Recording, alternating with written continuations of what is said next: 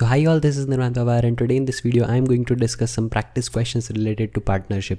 तो जानेंगे इस वीडियो में कैसे हम सॉल्व कर सकते हैं सारे के सारे पार्टनरशिप के questions using just one single formula. So watch the video till end you will know it all.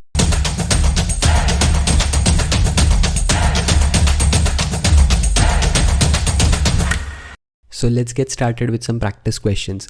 सबसे पहले जैसा कि मैंने आपको लास्ट वीडियो में भी बताया था कि प्रैक्टिस क्वेश्चंस जब हम पार्टनरशिप के सॉल्व करेंगे तो आपको समझ में आ जाएगा कि ये टॉपिक कितना आसान है. बहुत ही इजी सा टॉपिक है और सिर्फ एक फार्मूला के अराउंड ये पूरा का पूरा टॉपिक रिवॉल्व करता है, जो मैंने आपके साथ ऑलरेडी लास्ट वीडियो में डिस्कस कर लिया था. देखते हैं पहले क्वेश्चन को. पहला क्वेश्चन बोल रहा है Shashi started a business with initial investment of 20,000 rupees. After 8 months Mahesh joined in with rupees 60,000. If after 4 years the total profit earned is rupees 70,000, what is Shashi's share in the profit? क्या करेंगे?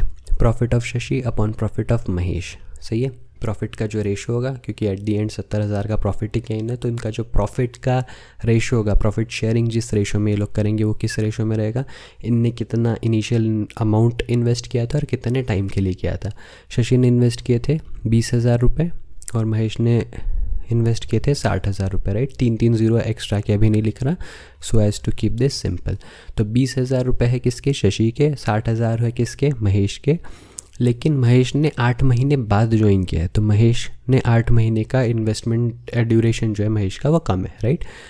Now ध्यान से देखना, if after 4 years लिखा है, मतलब 4 साल तक ये बिज़नेस चला है ना. 4 साल तक शशि इन्वेस्टेड रहा. 4 साल मतलब 12 4 48, तो 48 months के लिए शशि इन्वेस्टेड रहा.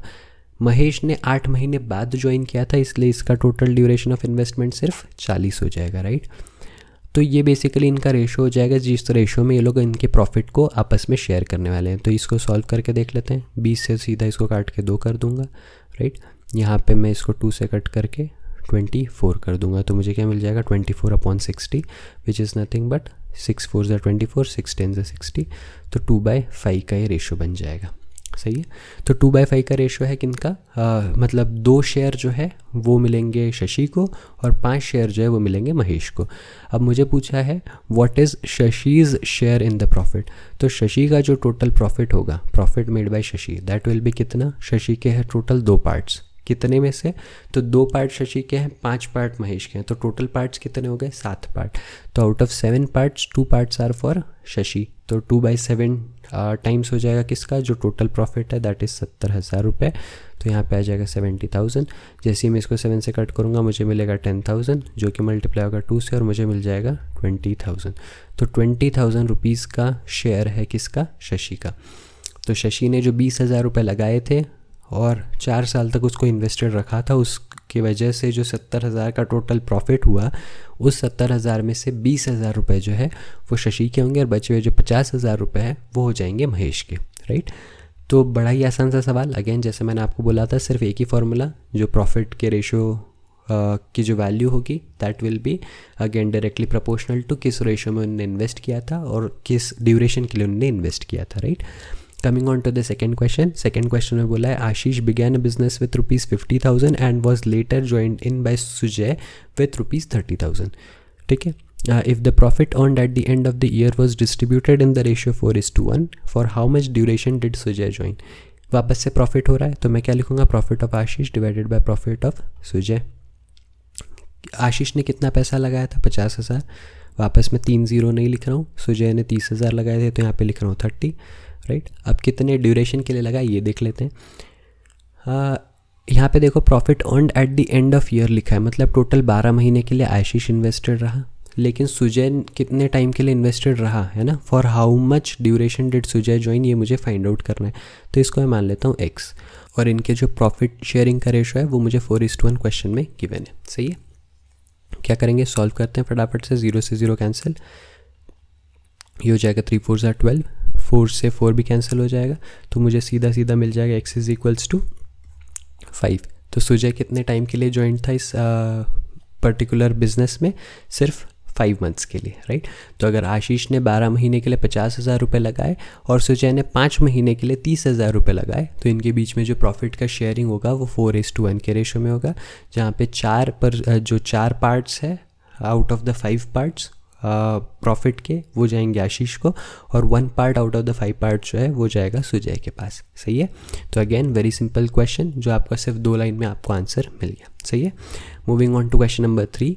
यहाँ पे लक्ष्मी और साक्षी 2 कैरेक्टर्स है जिनने साथ में बिजनेस स्टार्ट किया। इनिशियल कैपिटल इनका रेशो क्या था? 5:7।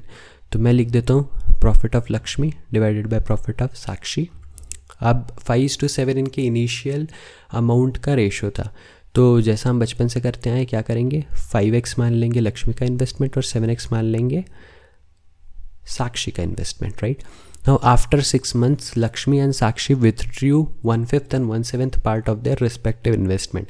ध्यान से सुनना, 6 महीने बाद किया इनने जो किया, तो बेसिकली इनने जो 5x और 7x अमाउंट डाल रखा था बिजनेस में वो 6 महीने तक तो एज इट इज़ डला था, राइट।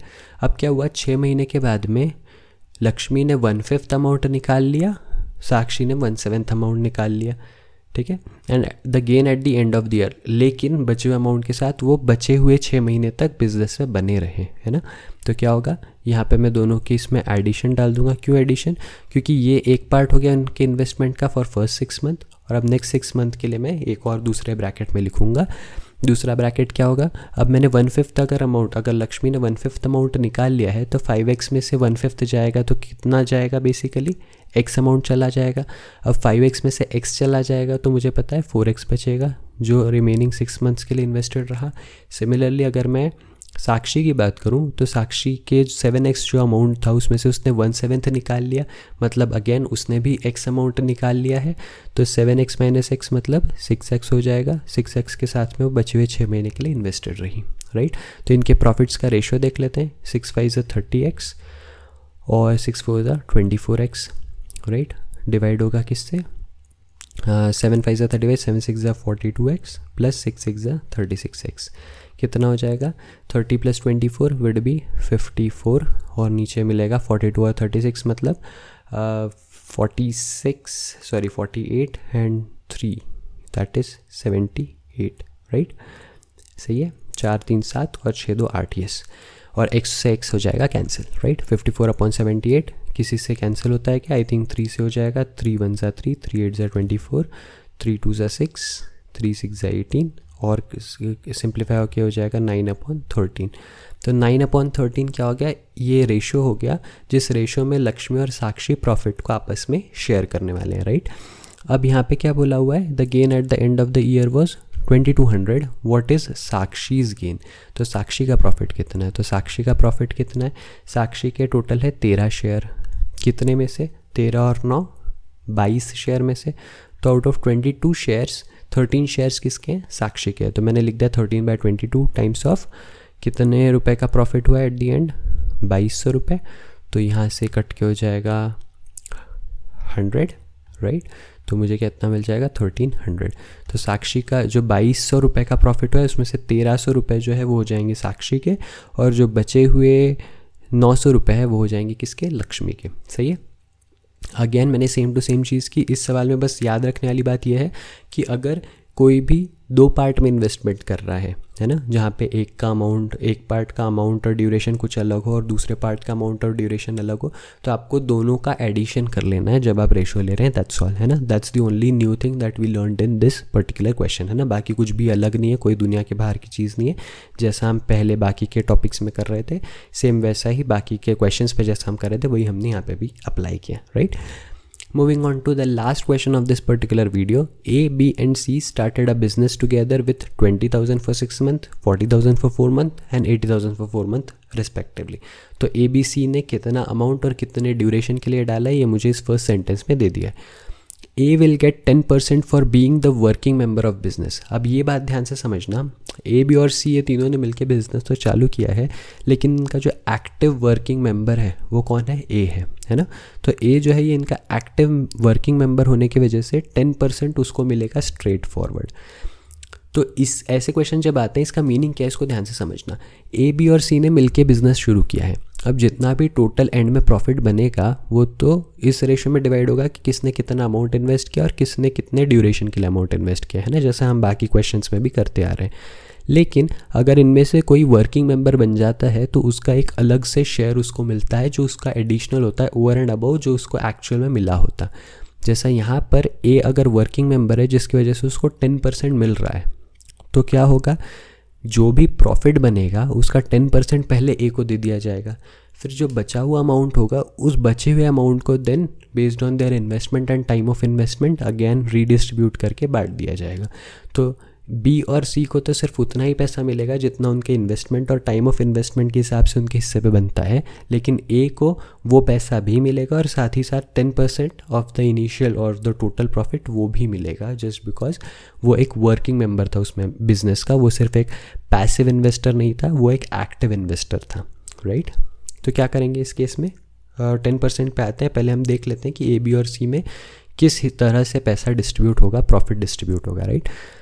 तो मैं यहाँ पे लिखता हूँ profit of A is to profit of B is to profit of C. सही, इनका रेशो कर रहे हैं अपन। ए ने इन्वेस्ट किया 20,000 रुपये, कितने टाइम के लिए, 6 महीने के लिए।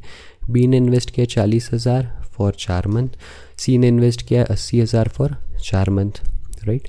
इसको सिंप्लीफाई कर लेते हैं। 6 2 ज़ा 12, 120 हो जाएगा। 4 4 ज़ा 16, ये 160 हो जाएगा। 8 4 ज़ा 32, ये 320 हो जाएगा। सबके ज़ीरो में हटा सकता हूँ, है ना, और सबको मैं 4 से डिवाइड कर सकता हूँ। 4 3 ज़ा 12, 4 4 ज़ा 16 और 4 8 ज़ा 32। इसके आगे और फर्दर रिडक्शन पॉसिबल नहीं है। तो ए को मिलेंगे 3 शेयर, बी को मिलेंगे 4 शेयर और सी को मिलेंगे 8 शेयर। इस तरीके का ये डिवीजन हो जाएगा किसका, प्रॉफिट का डिवीजन अमंगस्ट, प्रॉफिट का distribution basically amongst A B and C. Total profit कितना बना है, what is the share of B's profit if the total profit earn was ₹33,000। अब 33,000 का टोटल प्रॉफिट बना है। अब ये जो टोटल प्रॉफिट है 33,000 का, इसमें से सबसे पहले 10% तो ए को मिल जाएगा। तो इसमें से 10% कितना हो गया इसका, 10% हो जाएगा 3,300। सही है, 3,300 रुपीज़ किसको मिल जाएंगे, ए को मिल जाएंगे।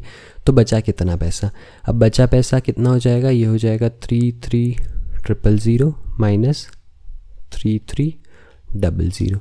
ये 0 0 यहाँ पे कट के 2 हो जाएगा, यहाँ पे 10 हो जाएगा। तो यहाँ पे मुझे मिलेगा 7 और 32 में से 3 जाके मुझे मिलेगा 29। तो 29,700 रुपीज़ बच गए। सही है। अब 29,700 जो बचे इसमें से मुझे बी का प्रॉफिट पूछा हुआ है, तो बी के शेयर कितने, profit of B will be का शेयर है 4 आउट ऑफ कितने, 8 4 12 और 3 15, और ये हो जाएगा किससे मल्टीप्लाई, 29,700 से, राइट। तो ये जो रिमेनिंग अमाउंट है इसी अमाउंट का 4/15 पार्ट बी को मिलेगा। इसको सॉल्व करके जो भी आपका फाइनल आंसर आए वो आपका बी का शेयर हो जाएगा इस पर्टिकुलर बिजनेस में या इस पर्टिकुलर पार्टनरशिप में। सही है। तो आई होप आप लोगों को यहाँ पे डिस्कस किए गए चारों क्वेश्चन समझ में आए होंगे एकदम क्लैरिटी के साथ। बहुत ही आसान सा टॉपिक है। इस टॉपिक को बहुत इजी समझ के अंडर एस्टिमेट करके छोड़ मत देना। सिर्फ एक फॉर्मूला है जिसके बेसिस पे आपके सारे क्वेश्चंस बनने वाले हैं। इसको बहुत अच्छे से प्रिपेयर कर लेना और बहुत ही आसानी के साथ आप इसके सारे के सारे क्वेश्चन सॉल्व कर सकते हो using just one formula, right. अगर इस टॉपिक में या इसमें डिस्कस किए गए किसी भी क्वेश्चन में आपको कोई भी डाउट है तो प्लीज़ मुझे कमेंट सेक्शन में लिख के बताना। वीडियो पसंद आया है तो वीडियो को लाइक करना, अपने फ्रेंड्स के साथ शेयर करना और चैनल को सब्सक्राइब कर देना। I will see you again with some new playlist on some new topic. Till then be happy, be safe, take care, bye bye.